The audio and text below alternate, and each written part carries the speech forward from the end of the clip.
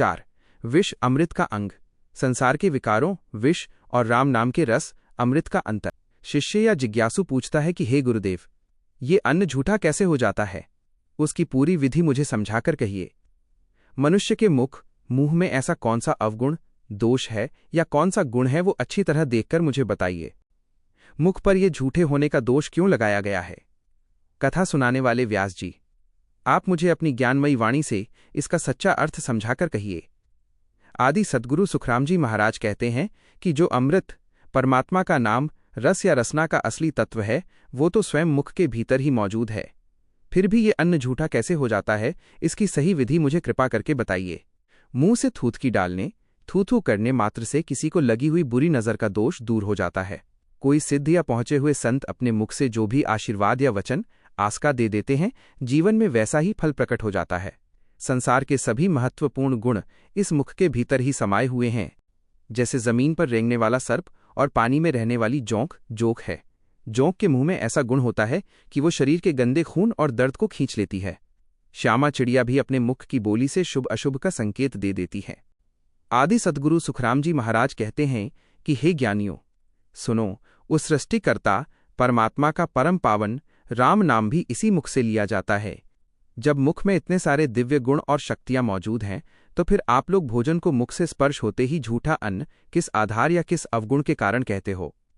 संसार के लोग जिसे झूठा झूठा कहते रहते हैं, वास्तव में उस मुख के भीतर कोई अपवित्रता या झूठ नहीं है। इस मुख में गुण और अवगुण दोनों ही पूरी तरह खरे रूप में विद्यमान हैं, इसमें कोई संशय नहीं है।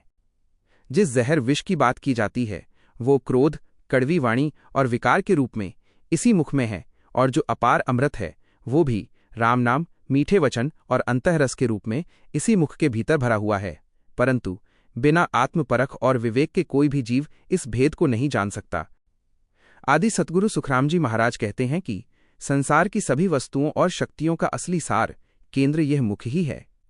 इसलिए जिसे तुम केवल झूठा कहकर टाल देते हो, उस मुख में स्वतः कोई खोट या झूठ नहीं है। सब कुछ उसकी परख और उपयोग पर निर्भर करता है। हे संसार के सभी ज्ञानियों और ध्यानियों, तुम सब ध्यानपूर्वक सुनो। जिसे तुम साधारण तौर पर दोषयुक्त या अवगुणों वाला मुख समझते हो, वास्तव में उसमें कोई अपवित्रता, झूठ नहीं है।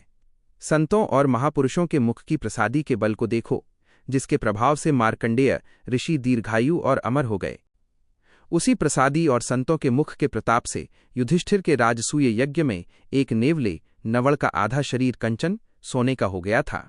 संत दादू दयाल जी महाराज ने भी अपने गुरु बुढ़ंजी वृद्धानंद जी के मुख की पीक, पान का प्रसाद को सहर्ष अपने हाथों में झेला और उसे ग्रहण करके उस सत्स्वरूप ब्रह्म के परम पद की प्राप्ति की।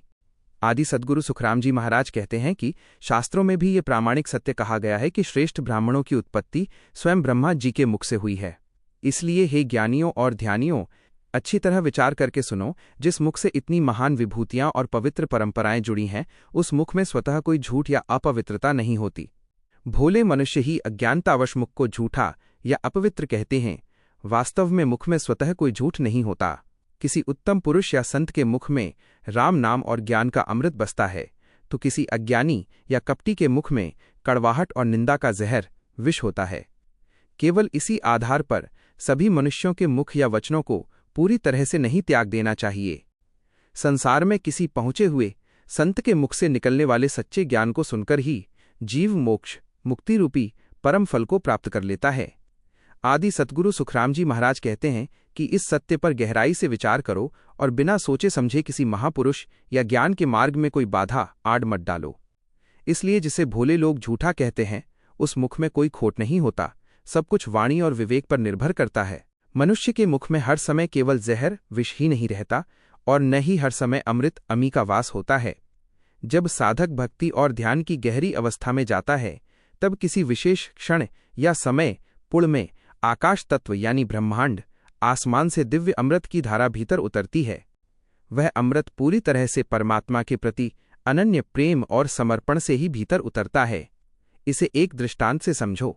जैसे मैथुन की क्रिया के समय बिंदु, वीर्य स्वाभाविक रूप से जाकर योनि, भग के मुख में गिरता है, ठीक उसी तरह ध्यान की चरम अवस्था में वह ब्रह्मांडीय नाम रस स्वतः ही रसना मुख पर आकर प्रकट हो जाता है। आदि सद्गुरु सुखराम जी महाराज कहते हैं कि इस आंतरिक रस और सत्य की परीक्षा, परख कोई विरला ही संत या साधक जानता है कि मुख कब अमृत से भर जाता है। जैसे यदि कोई सांप अत्यंत क्रोध रोष में आकर किसी मनुष्य को डस लेता है तो वह मनुष्य फिर जीवित नहीं बचता। उस क्रोध की स्थिति में सांप के मस्तक यानी ब्रह्मांड से जहर पूरे वेग के साथ नीचे उतर आता है। ठीक इसके विपरीत जीवों के कल्याण के लिए अमृत भी इसी ब्रह्मांड से भीतर उतरता है, और उस अमृत के उतरने की एक ही रीति है।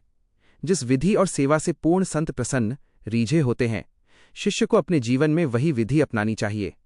आदि सद्गुरु सुखराम जी महाराज कहते हैं कि संतों के बताए सत्य मार्ग को छोड़कर मनमाने ढंग से त्रिगुणी माया के प्रपंचों में भटकना या ऊपरी दिखावा ललफल करना शिष्य के किसी काम नहीं आता।